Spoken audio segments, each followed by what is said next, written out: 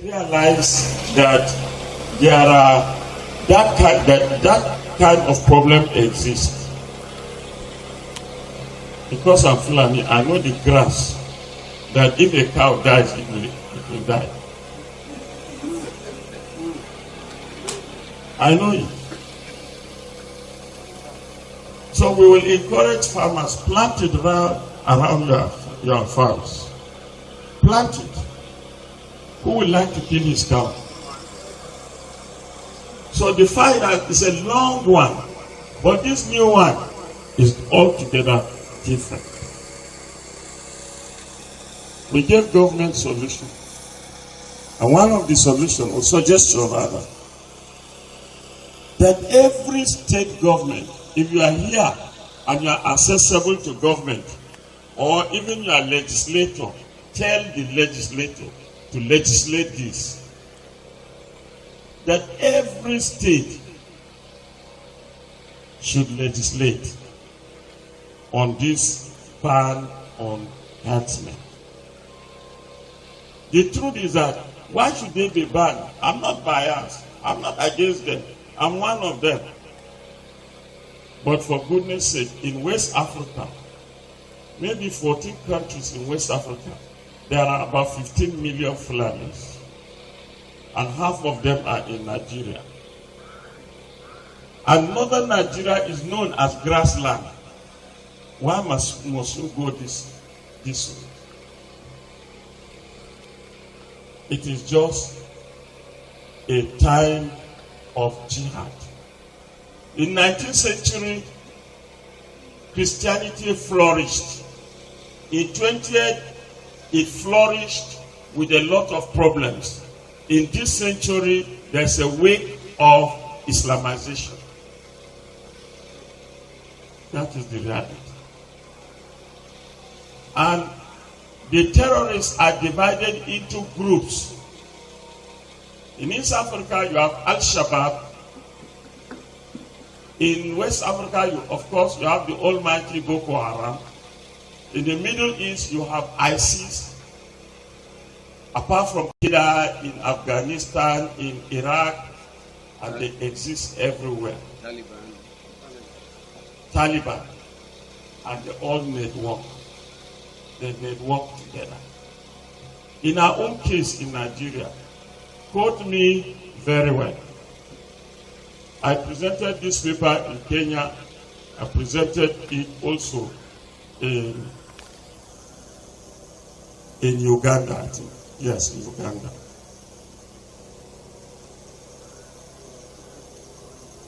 If you don't ban them from coming,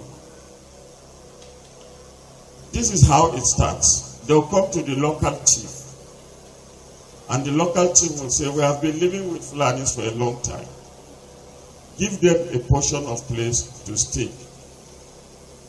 They will stay there, study your village, master your terrain, and after some time, they may even leave and come back to fight. Because they are terrorists. So the state must legislate. You can't do without meat. How many of us don't eat nama? Well, you don't eat. Bless you.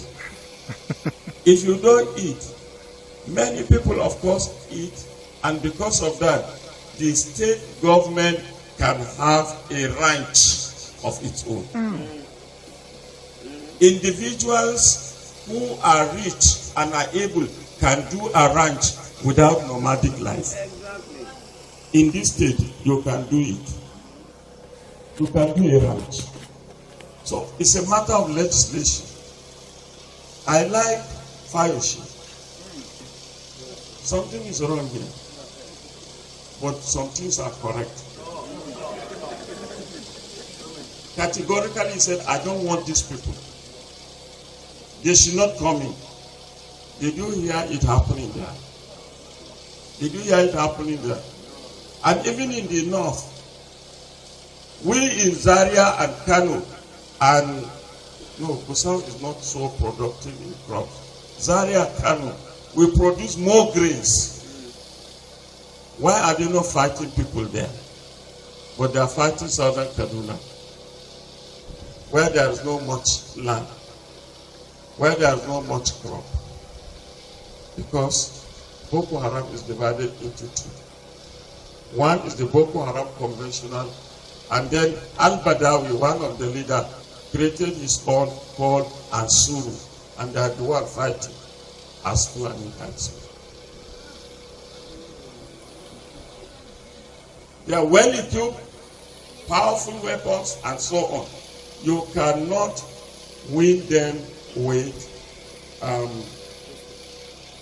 Guns. no, not guns. What is this? Vigilante groups. No. Because they are strong.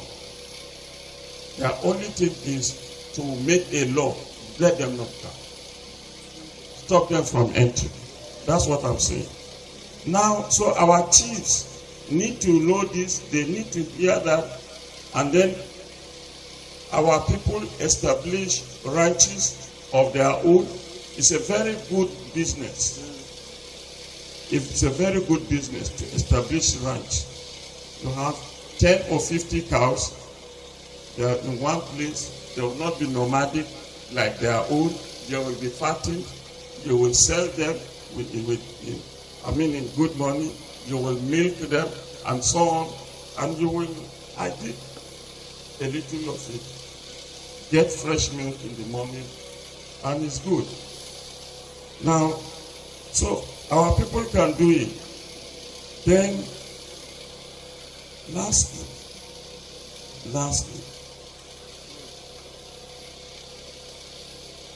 this idea of Islamization. Fulanis are not Muslims. Did you hear me? They are not Muslims. Most of them are pagans, atheists. They don't believe in anything. Most of them, I believe 90%, are not. We only think when we hear Fulani, of course they are put together with Hausa, which I argue, academically I argue, that you cannot say there are Hausa Fulani. You can say there are Fulani and there are Hausa. Because the fact that a Yoruba man marries an Igbo man does not make their child Yoruba Igbo.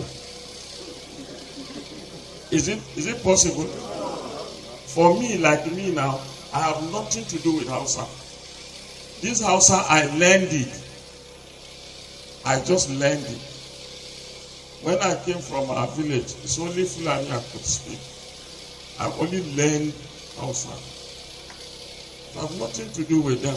So if you call me Hausa man, I'll correct. I'm just Fulani. But most of them are not Christians. What do we do?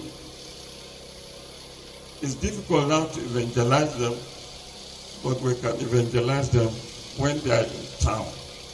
Approach them, talk with them, friendship evangelism. It will work. It will work. And go back. Let's go back to the missionary strategies of evangelism. Hospital, church, and school. How many people don't need hospital?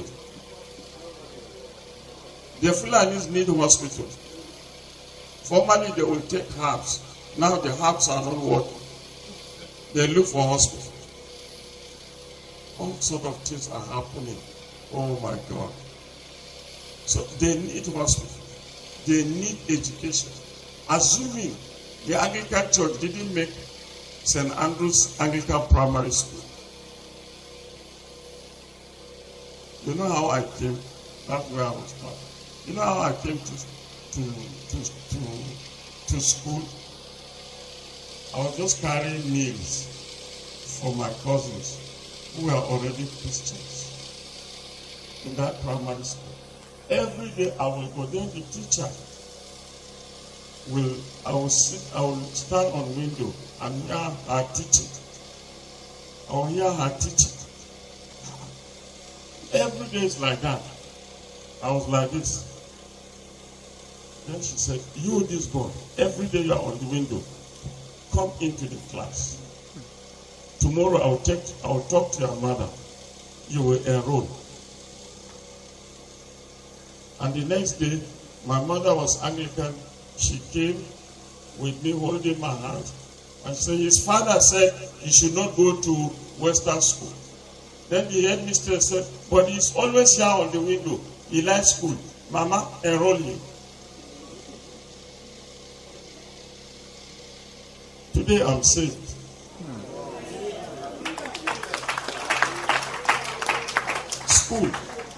School is very important. So if it is possible, let's open up more schools, more hospitals, more not park hospitals. Not this one I see in the north. In Zaria, every room is a hospital. Not that one. Good hospital, properly equipped, and we will draw people to it. We'll draw them. Of course, proclamation, as I said. God will bless us. And I suggested, we gave a paper on suggestion to federal government during our brother, Jonathan. When we went to Kenya, we saw their work. And Sudan, how they work with Fulanis. The Mosai in Kenya, they were doing the same thing like this. You will not know who they attack. So they devised this telephone SIM card. This telephone SIM card are using a small battery. And if you have cows, like 100, they will put this chip, this SIM card with the battery, like among 20 cows. And they will link it to a radio frequency. So if you drive your cows to where? Poly. If you bring cows here, through the radio frequency, they will now realize that this man has carried his cows this way. So the federal government knows. And even if the cows are stolen, they'll be able to trace them. So wherever they are, all over the country, in Kenya, they were able to trace them through radio frequency. It was never done. The suggestion is never taken. We wouldn't have been where we are. Very simple method. How much is SIM card? How much? Sometimes it's free. That is what the federal government needs. But for reasons best known to them, we are in Nigeria. God will help us.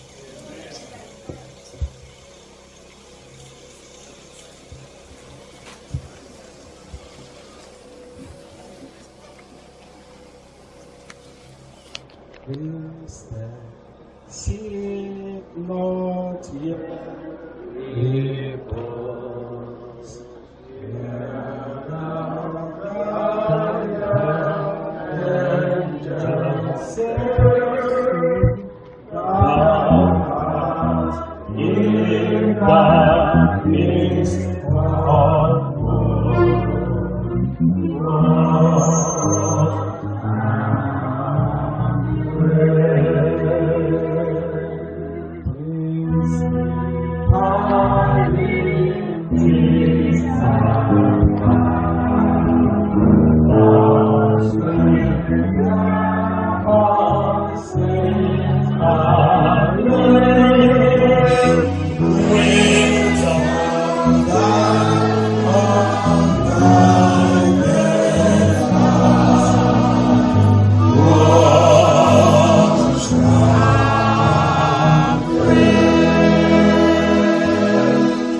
Hear the angels sing, thou art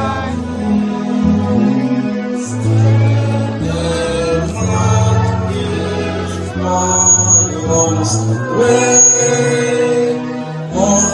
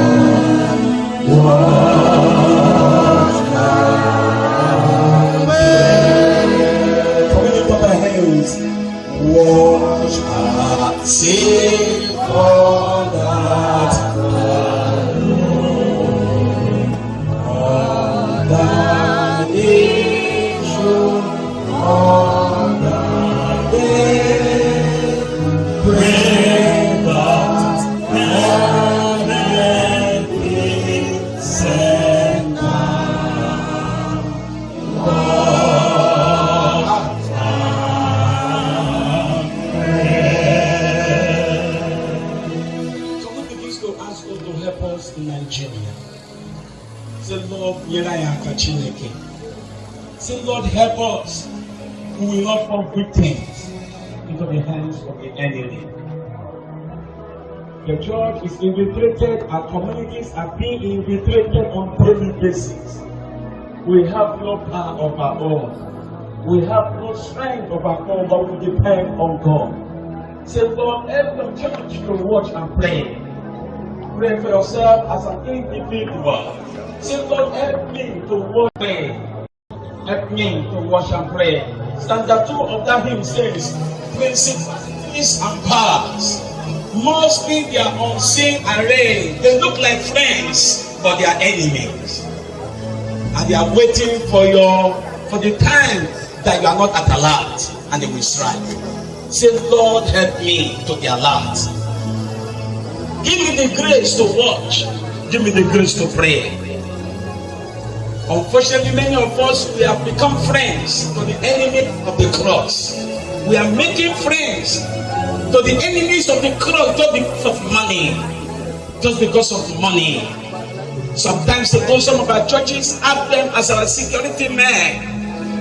We have them. And right in front of our church, they will bend down and do their prayers. Can you just talk to God? Say, Lord, may I not lose focus of this important message this morning. Begins to talk to God. Say, Lord, may I not lose focus on this important message we have had this morning. Begins to talk to God this morning. Say, Lord, what our fathers in faith use their own time to build may it not be destroyed in my own time. Is somebody praying this morning? Those who started this church, they saw it all, yet they built this church for us. The action was saying yesterday that the present Turkey was the same church they were erecting right this to Ephesus, right this to this, right this to that. But today, it's one of the strongholds